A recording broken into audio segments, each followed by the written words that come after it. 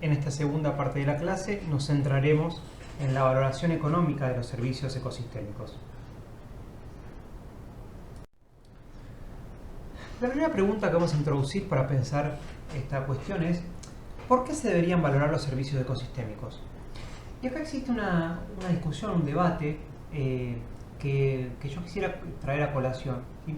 Que es ¿cuál es el valor que tienen, ¿sí? La naturaleza o distintas partes de la naturaleza?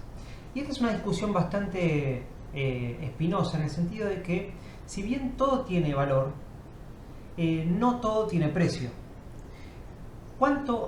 ¿Qué precio, ¿sí? tiene un panda? ¿O qué precio tiene una abeja o un papagayo? Y bueno, no tienen precio.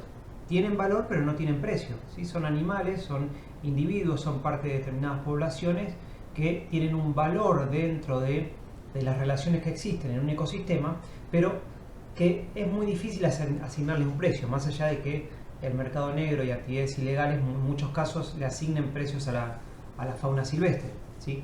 Pero digo, son actividades como decíamos ilegales. Volvamos al marco de legalidad y volvamos a pensar que no todo, ¿sí? Tiene precio. No obstante, sí existen métodos para valorar en términos económicos los servicios que generan los ecosistemas. Y eso es lo que vamos a desarrollar en esta parte de la clase.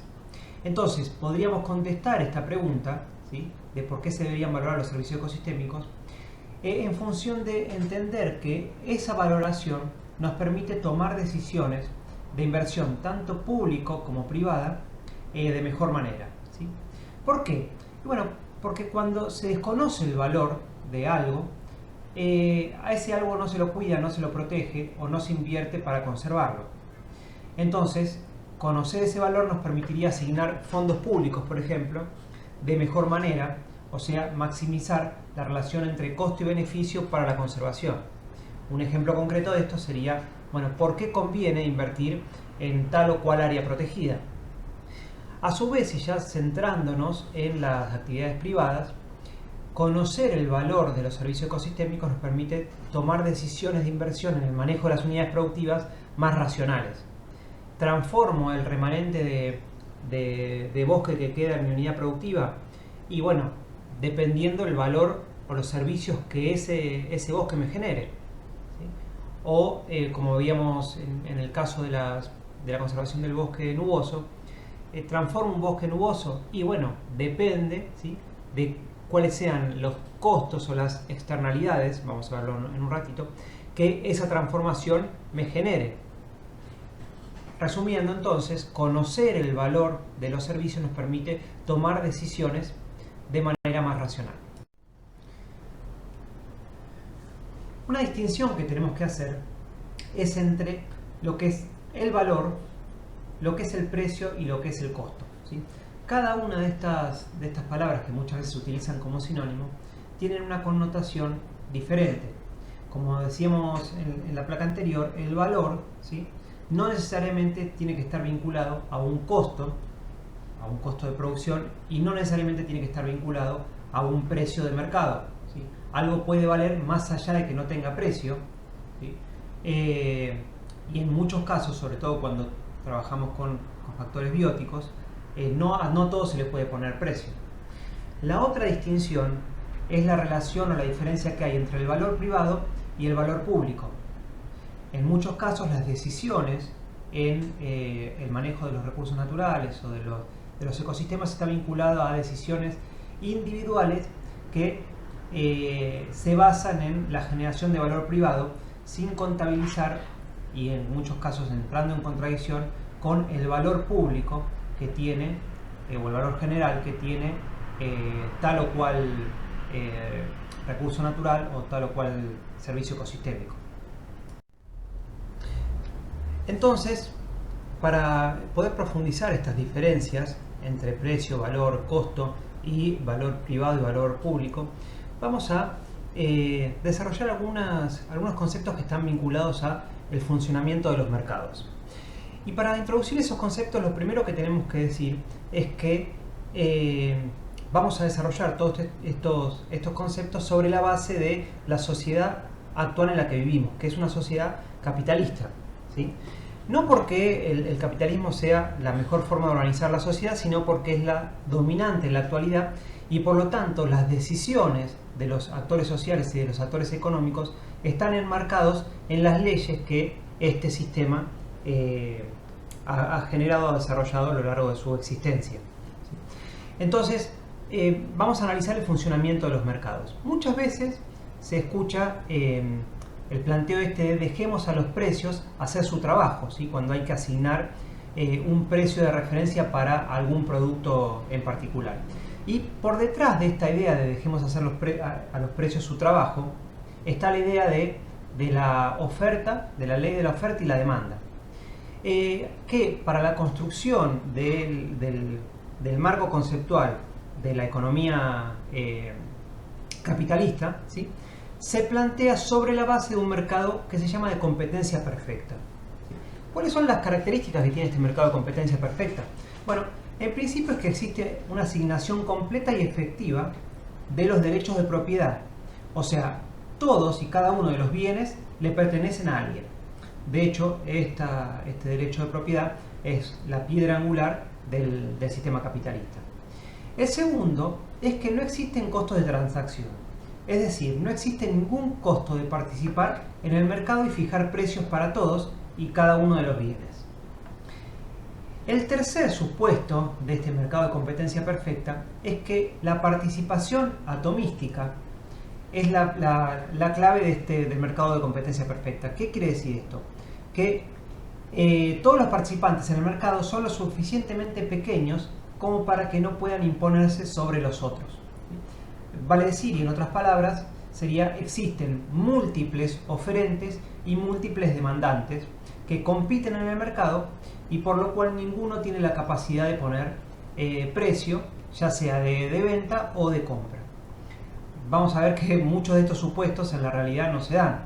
Sin ir más lejos, uno analiza el caso de la provincia de Misiones y en el sector forestal, por ejemplo, existe una muy alta concentración en algunos productos, por ejemplo pasta de papel, en donde hay básicamente dos demandantes que dominan el mercado y que por lo tanto tienen la capacidad para fijar precios. Pero bueno, haciendo esta crítica, volvamos a cuál es la teoría que se plantea desde este mercado de competencia perfecta. El cuarto punto es que hay información completa, ¿sí? O sea que todos están al tanto de los precios, de los costos, de todos los elementos que finalmente definen la posibilidad de comprar y vender, la oferta y la demanda y por lo tanto la fijación del precio. Y por último, y este es el que particularmente nos interesa a la hora de trabajar sobre la valoración de los servicios ecosistémicos, es que no hay bienes públicos ni externalidades, ¿sí? Entonces, retomando el quinto punto que planteaba que no hay bienes públicos y externalidades, vamos a analizar y caracterizar estos bienes públicos. Los bienes públicos tienen dos características. Uno es la baja exclusividad y otro es la baja rivalidad en el consumo. Baja exclusividad se refiere a las dificultades de excluir, por medios físicos o legales, a una persona del disfrute del bien o servicio. Ejemplos son el alumbrado de las calles, la defensa nacional, la belleza escénica de un área natural o la contaminación del aire. El acto de vender, es decir, de excluir a los que no pagan, y comprar, es decir, de adquirir el derecho de excluir a otros del uso o destrucción del bien, depende de que exista un sistema de derechos de propiedad. Las dificultades de excluir inciden sobre la definición de los derechos de propiedad. La segunda característica que planteamos para los bienes públicos o las externalidades es la baja rivalidad en el consumo. Un bien A es rival en consumo si el consumo de A por parte de un agente evita o reduce el consumo del mismo bien por parte de otro agente. Entonces, rivalidad tiene que ver con la forma en que se consumen los bienes o males. Una manzana, un bien privado, es destruida al consumirla, lo que evita que otros se coman esa misma manzana. ¿Sucede lo mismo con el aire contaminado o con los servicios ecosistémicos? Claramente no. no existe baja rivalidad en el consumo. Uno puede contaminar el aire, ¿sí? Y otra persona también lo está contaminando, o uno puede disfrutar de un servicio, ¿sí? Por ejemplo, la visual de un paisaje, la escenografía de un paisaje, al mismo tiempo que otra persona lo está disfrutando desde un lugar similar. Entonces, tomando estos dos atributos de los bienes públicos, tratemos de analizar cómo funciona el mercado de estos bienes. Empecemos por el final. La premisa que se plantea en el capitalismo es dejar al mercado hacer, jugar, ¿sí? Con la oferta y la demanda, y con ello fijar los precios. Ahora, si dejamos al mercado operar sin intervenciones en la provisión de bienes públicos, el resultado es que muy poco o nada va a ser producido. ¿Por qué? Y justamente porque no se puede excluir a ningún individuo del consumo de un bien público. Por lo tanto, existe un incentivo claro para no pagar y de todos modos disfrutar del bien, lo que se conoce como free riding. ¿Y cuál debería ser el precio de determinada cantidad de bien público? Si la empresa no puede excluir del bien a los consumidores, no les puede vender nada.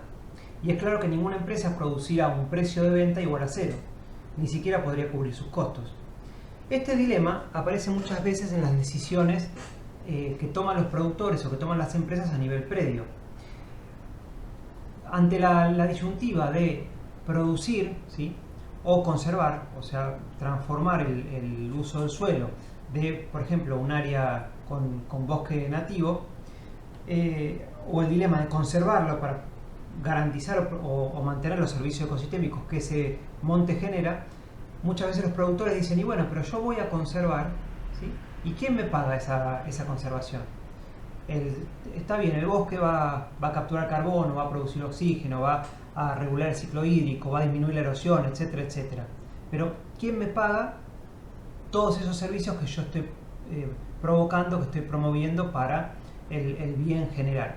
Y acá se encuentra un poco el dilema entre esta cuestión de las externalidades que aparecen en los servicios públicos y en los factores ambientales, ¿no? Aparece entonces este concepto de externalidad. La externalidad surge cuando la decisión de consumo o producción de un agente económico afecta, ya sea positiva o negativamente, a otro agente sin que haya una compensación hasta este último, o bien sin que el afectado recompense al agente generador de la externalidad. ¿Cuál es el problema con las externalidades? Que tienen justamente el funcionamiento de un bien público, o sea, baja exclusividad y baja rivalidad en el consumo. Tomemos un ejemplo de externalidad positiva. Un grupo de productores decide reducir el uso de agroquímicos con miras a lograr mejores precios por diferenciación de productos agroecológicos o productos orgánicos. Esta es una decisión privada, ¿sí? Que responde a un interés meramente comercial, encontrar un nicho de mercado, pero que sin embargo, al hacer esto, ¿sí? El productor está generando servicios a la sociedad, beneficios a la sociedad, porque mejora la calidad del agua para la cuenca. Otro ejemplo de externalidad positiva lo podríamos fijar con la conservación del bosque y la polinización del café. Por medio de este experimento, ¿sí? que vemos en la pantalla, de polinización a lo largo de un gradiente de distancia, se encuentra que polinizadores del bosque incrementan el rendimiento del cafetal en un 20% si la distancia entre el bosque y el cafetal no excede 1 kilómetro de recorrido, ¿sí? Bueno, ¿cuánto vale este servicio? Nos podríamos preguntar. ¿Cuánto vale una abeja? Bueno, ¿cuánto vale una abeja? No podemos poner un valor a la abeja, ¿sí? Pero sí podemos valorizar el servicio. ¿Qué podemos? Bueno, valorizar el valor económico de la externalidad de mantener el bosque en pie. Otros ejemplos. Veamos ahora un ejemplo de externalidad negativa. Un agricultor debe decidir si convertir un bosque para darle un uso agrícola o no. Basará su decisión en la rentabilidad potencial de cada una de las opciones.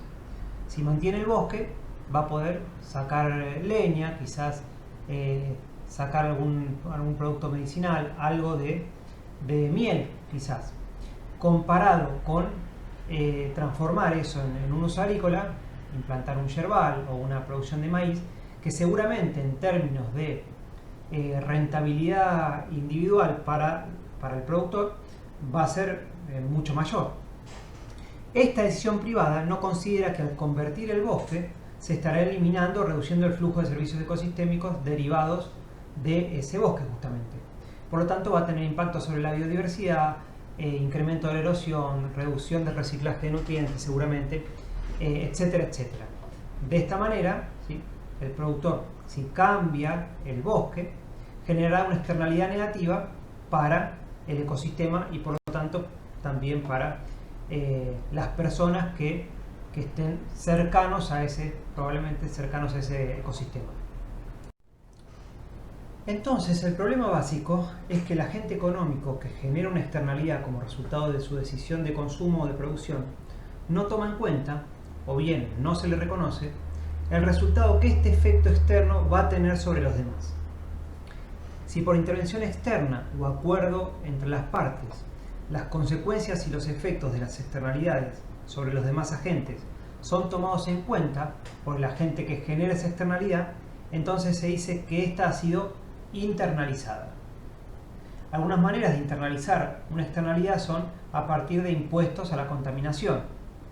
Por ejemplo, quien consume combustibles fósiles está generando una contaminación al ambiente, está incorporando efectos de gases de efecto invernadero. Ahora bien, está generando una externalidad, porque de una decisión personal, ir en auto a trabajar o ir en bicicleta, se desprende un aumento de los gases de efecto invernadero. Esto poniéndolo en términos de una decisión doméstica. Cuando hablamos de industrias que toman decisiones, obviamente el impacto es mucho mayor. Pero volvamos al impuesto. Entonces, una forma de internalizar esa externalidad es generar un impuesto a la contaminación que luego se utilice para balancear esos gases de efecto invernadero que se generaron. Este es el caso, por ejemplo, de lo que plantea el Fondo Nacional Forestal, el FONAFIFO, de Costa Rica, en donde se cobra un impuesto a los combustibles que va directamente a un fondo para pagar servicios ecosistémicos para aquellos que conservan el bosque, ¿sí?, o que reforestan o que desarrollan sistemas agroforestales, etc. Este es un ejemplo, una forma de generar, ¿sí?, una internalización de una decisión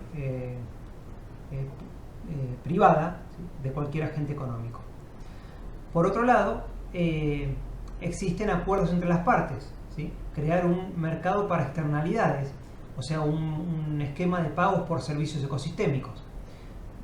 Un ejemplo de esto lo podríamos encontrar con una cuenca, por ejemplo, en donde los que utilizan el agua de la cuenca se ponen de acuerdo con aquellos que conservan el bosque en la parte alta o media de la cuenca, sobre la base de que si se conserva ese bosque se va a generar una recarga de la cuenca y por lo tanto no se va a alterar el flujo de agua de los pobladores que están aguas abajo y que utilizan esa agua.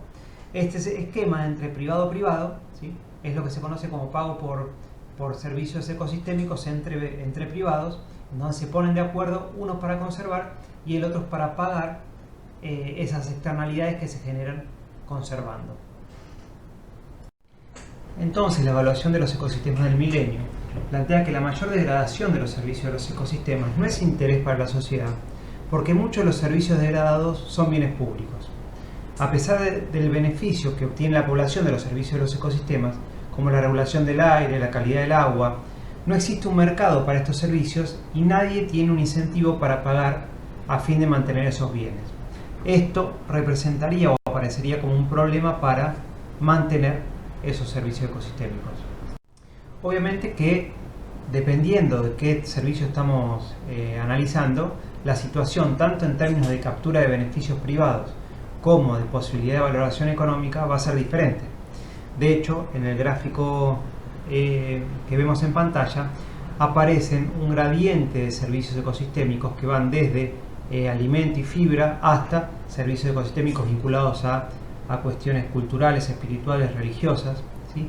Y claramente, en la medida en que es más tangible y más fácilmente capturable un servicio como es el alimento, ¿sí?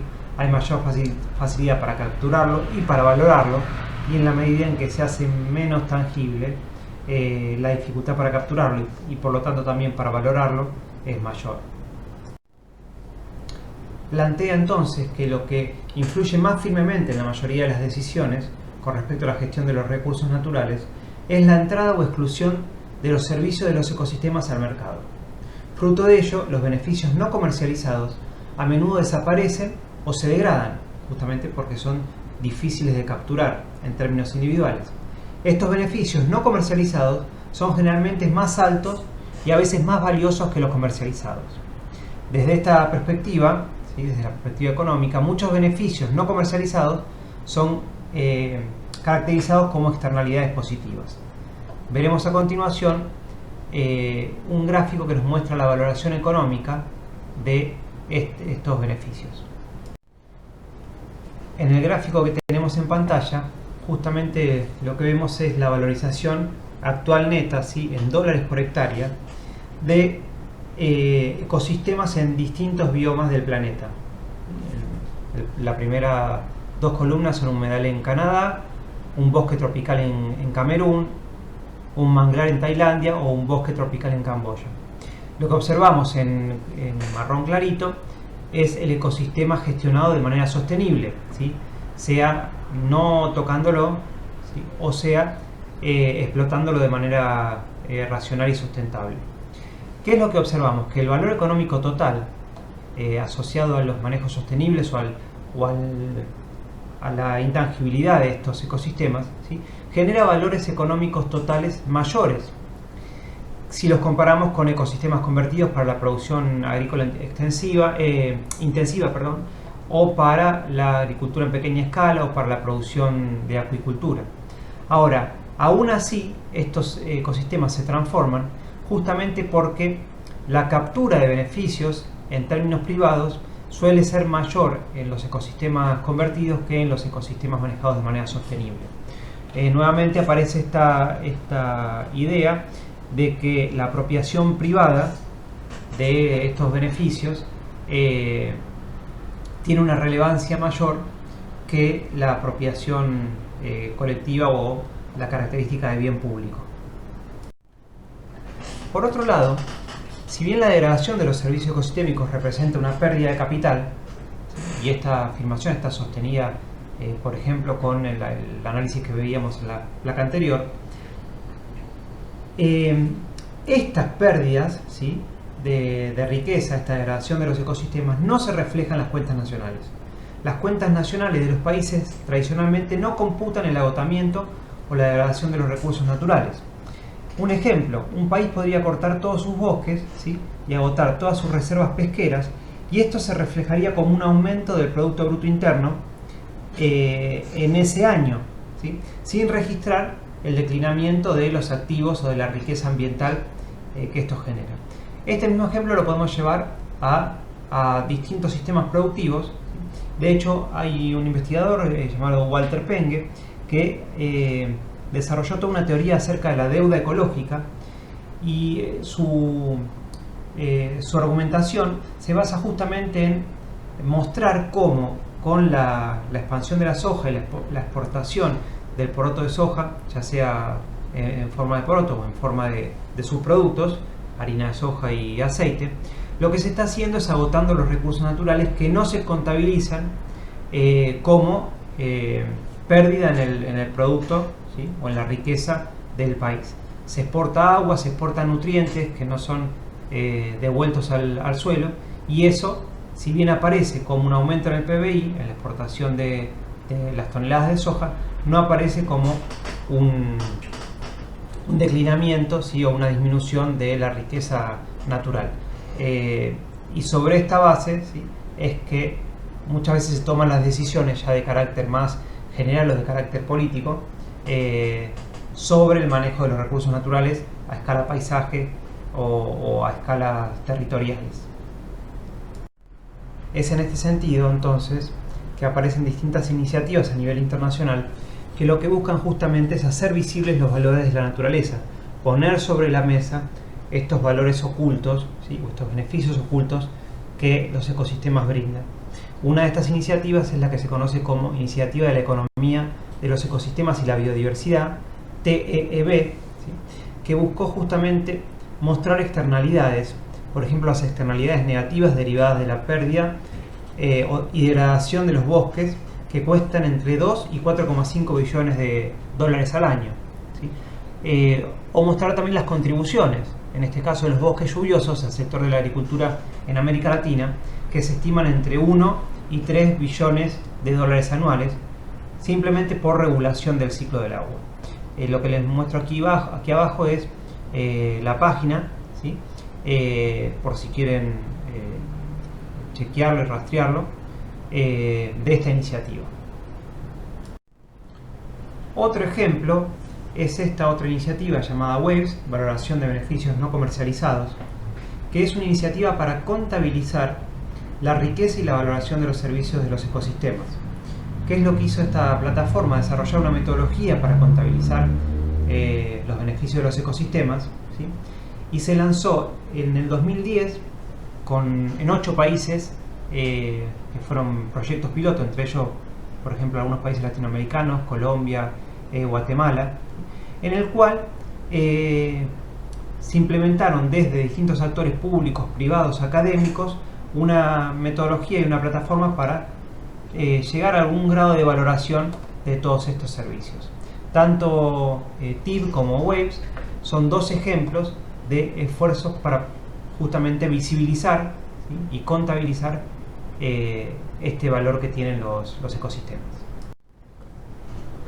Debemos mencionar que existen respuestas promisorias para conservar y restaurar los ecosistemas.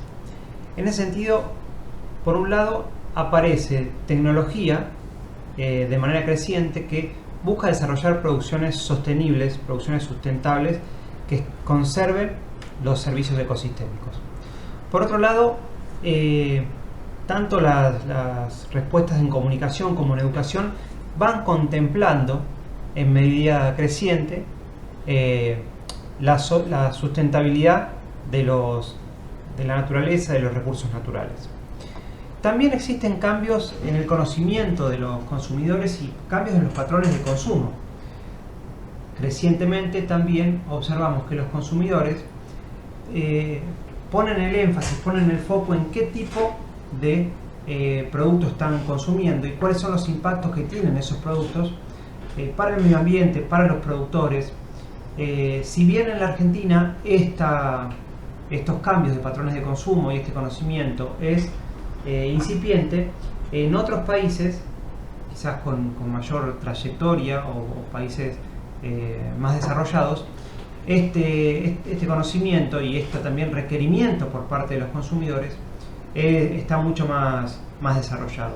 De hecho, por ejemplo, hay muchos países que solicitan el etiquetado de los alimentos y en este etiquetado piden, por ejemplo, la declaración de organismos genéticamente modificados.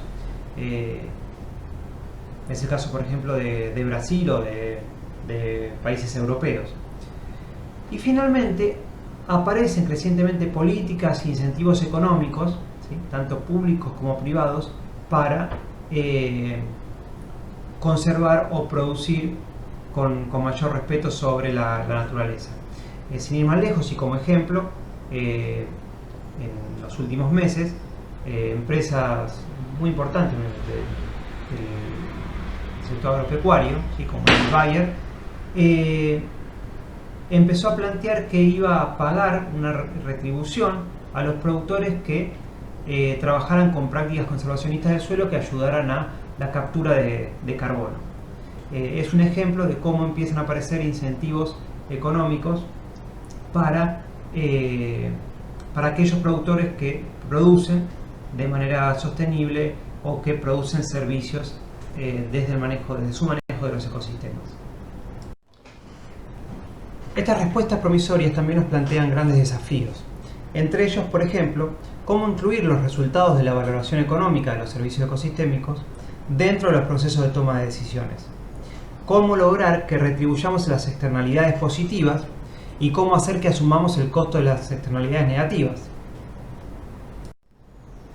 En este sentido, los métodos de valoración económica de los servicios ecosistémicos son una herramienta que nos pueden ayudar a poner en valor estas externalidades y finalmente poder internalizarlas.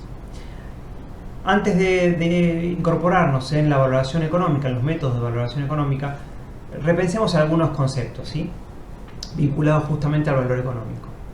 Tenemos que tener en cuenta que esta valoración es una valoración antropocéntrica, que la desarrolla el ser humano desde su perspectiva y a partir de cuantificar sus propios beneficios. Es una valoración social y culturalmente establecida en un tiempo y en un espacio determinado. Vale decir, el valor general o el valor económico que le asignemos a un servicio ecosistémico está centrado en un tiempo y en un espacio determinado. Por ejemplo, la valoración que hacemos hoy de la naturaleza, de los árboles, por ejemplo, es distinta a la valoración que hacían quizás hace 50 años atrás en la provincia de Misiones, en donde, o 100 años atrás, en donde la premisa era ganarle al monte. ¿Sí? Pensemos en aquellos colonos que llegaron hace 100 años y que tenían por delante la tarea de deforestar para poder poner en producción, entre comillas, en el sentido de lograr un desarrollo de un cultivo rentable en este ecosistema, ¿no? Entonces, seguramente la valoración que hacían de del monte en aquella época, ¿sí?, en ese tiempo y en ese espacio, es completamente distinta a la valoración que se hace hoy, que hacen los nietos o los bisnietos de esos mismos colonos en la actualidad. ¿Sí? Y la última cuestión que hay que considerar es la diferencia entre lo que son los valores totales de los valores parciales. Difícilmente nosotros podamos llegar a una valoración económica total de los servicios que brindan un ecosistema, ¿sí? Pero sí vamos a poder seguramente llegar a valores parciales a partir de los métodos que vamos a compartir. Analicemos entonces en primera medida los tipos de valor, ¿sí? El valor total está dado por dos componentes, el valor de uso y el valor de no uso. El valor de uso puede ser valor directo, ¿sí?, algo que yo utilizo de manera directa, esto es, por ejemplo, la producción de determinado alimento, de un ecosistema, y aquellos valores indirectos, ¿sí?, que no son utilizados de manera directa. También se suma al valor de uso lo que es el valor de opción, o sea, aquellos productos, ¿sí?, que ya sean de uso directo o de uso indirecto, que yo no voy a utilizar ahora, pero que quiero tener la opción de utilizarlos en un futuro. ¿Sí? Por ejemplo, un ejemplo claro de esto pueden ser especies medicinales, ¿sí?, en la selva amazónica, que podrían ser un producto de valor de uso directo, que no lo estoy utilizando hoy, pero que si lo conservo, quizás lo pueda utilizar mañana. Esto también suele pasar muchas veces con la biodiversidad genética, ¿sí?, los bancos de germoplasma que se dan de manera natural en determinados ecosistemas, en donde quizás hoy no los estoy usando, pero el día de mañana me permiten resolver, por ejemplo, una plaga, ¿sí?, ante la incidencia de una plaga determinada, buscar variabilidad genética que me genere resistencia a esa plaga, podría ser un valor de opción futura. Y por otro lado, los valores de no uso, que están vinculados a aquella valorización que no tiene un uso específico, ¿sí?, ya sea directo o indirecto, pero que sin embargo generan un valor y que por lo tanto su pérdida, ¿sí?, puede significar una disminución en el bienestar. Y vinculado a esto está el altruismo, ¿sí?, el conservar per se, por una cuestión de altruismo, el valor de herencia, ¿sí?, o también llamado valor de legado, que expresa el deseo de que las futuras generaciones puedan disfrutar, ¿sí?, de cierta dotación de recursos o de cierta dotación de servicios, y el valor de existencia, que hace referencia a aquellos componentes o aquellos servicios sobre los cuales yo no voy a generar un uso directo, indirecto, ni actual ni futuro, o sea, valor de opción, pero que sin embargo creo que merecen estar, ¿sí? Merecen ser conservados. Un ejemplo de esto podría ser la conservación de alguna especie de fauna, el panda, ¿sí? ¿Cuál es el valor del panda? Y bueno, el panda no tiene ningún valor de uso directo o indirecto, sin embargo tiene el derecho de existir, ¿sí? Como especie, como existe la especie humana. Entonces, esta es un poco la idea del valor de existencia. Habiendo hecho esta distinción sobre los tipos de valores, vamos a desarrollar esta última placa, los métodos de valoración económica del ambiente o de los servicios ecosistémicos, ¿sí? Existen dos ramas de métodos para valorar económicamente el ambiente o los servicios ecosistémicos. Aquellos métodos que están basados en decisiones reales, ¿sí? Que también se suelen llamar métodos de preferencia relevada, basados en información de mercado, y aquellos que son hipotéticos, ¿sí? También llamados métodos de preferencia enunciada, basados en información de encuestas. Los de información de mercado, o sea, los métodos basados en preferencias reales, se pueden dividir en precios hedónicos, que están vinculados, por ejemplo, al mercado de propiedades. Una propiedad de 20 hectáreas situada en una colonia determinada, ¿sí? En Santiago de Liniers, va a tener un precio diferente de una misma propiedad, ¿sí? Con un suelo similar situado pegado al Parque Nacional Iguazú, por ejemplo. ¿Por qué?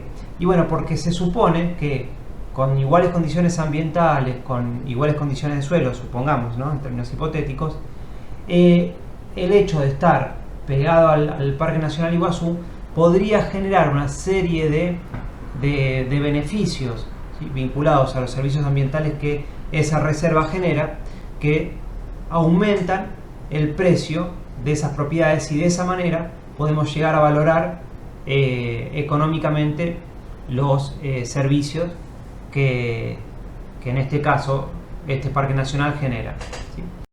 Otra forma, basados también en la información real, son los métodos que se llaman de producción familiar, ¿sí? Y ahí tenemos tres variantes. Una es la de costos de viajes, que está vinculada, por ejemplo, y se utiliza, les voy a poner un ejemplo concreto para que entiendan de qué se trata esto de costos de viaje, es la valoración, cómo se valora lo que se debería pagar por entrar a un área protegida o a un parque nacional. Entonces, estos costos de viaje sirven, por ejemplo, para hacer ese tipo de valoración. De hecho, por ejemplo, el parque más visitado de Costa Rica, que se llama Manuel Antonio, se utilizó este método del costo de viaje para valorizar la entrada a este parque. ¿Cómo? Y bueno, haciendo un relevamiento de todas las personas, ¿sí? Los turistas que llegaban a ese parque a lo largo de un año, y calculando cuánto invertían esos turistas para conocer esa maravilla natural, ¿sí? A partir de ahí, analizando los costos de transporte, de alojamiento, de consumo, etcétera, llegaban a la conclusión de cuáles eran los costos que estaban dispuestos a pagar, o sea, que pagaban los turistas para llegar a ese parque, y de esa manera podían valorar, ¿sí? O tenían un método de valoración de ese servicio ecosistémico, el servicio ecosistémico que generaba ese parque. Otra forma es el de los gastos defensivos. Nosotros hablamos en esta clase de el tema de la contribución que hacían los bosques nubosos a las represas y a las turbinas hidroeléctricas de generación de energía en los trópicos. Bueno, ahí tenemos un ejemplo claro de este método de gastos defensivos. Todo el dinero que una represa se ahorra en reparación de turbinas, en mantenimiento de turbinas o en cambio de turbinas, ¿sí? es un costo que justamente se ahorran, son gastos defensivos que se ahorran por mantener los bosques. Entonces, de esta manera uno puede lograr una aproximación a la valorización económica de ese servicio ecosistémico, poniendo ¿sí? en la balanza los gastos que se ahorran por no tener erosión, ¿sí? y movimiento de sedimentos en el agua, contra el hecho de mantener cubierto ese suelo. Y finalmente las diferencias o los cambios en la productividad es el último método, que está vinculado a el aumento de productividad por el mantenimiento de un servicio ecosistémico determinado. Un ejemplo de esto es, por ejemplo, el servicio que generan los escarabajos estercoleros enterrando la bosta en las pasturas, ¿sí? El escarabajo estercolero, como ustedes vieron, lo que hace es hacer enterramiento de la bosta. Ese enterramiento de la bosta aumenta, obviamente, la materia orgánica y los nutrientes que tiene el suelo. Ese aumento de nutrientes en el suelo genera un aumento en la productividad de las pasturas, y ese aumento de la productividad de la pastura se transforma en aumento de ganancia diaria de los animales que consumen esas pasturas. Si nosotros podemos demostrar ese aumento de ganancia diaria de peso y vincularlo a los otros factores, podemos llegar a valorar económicamente los servicios que generan los escarabajos estercoleros enterrando esa bosta. Sería un ejemplo de cambios de productividad. Por otro lado, tenemos los métodos hipotéticos y de preferencias enunciadas, que son la valoración contingente y los experimentos de selección, y que hacen referencia a, en términos hipotéticos justamente, cuánto estaría dispuesto a pagar una persona, ¿sí? por determinado servicio. Para esto se utilizan en general encuestas, ¿sí? que justamente lo que hacen es preguntar a determinadas poblaciones muy bien seleccionadas, y ahí el tema del armado del operativo de las encuestas es muy importante. Bueno, ¿cuánto estaría dispuesto a pagar para que se mantenga el monte, ¿sí? en el parque Cruce Caballero? Y entonces, en función de lo que distintos perfiles plantean, se valora, en términos hipotéticos, ese servicio de conservación que se desprende de la conservación del bosque en el Cruce Caballero, por ejemplo, en San Pedro.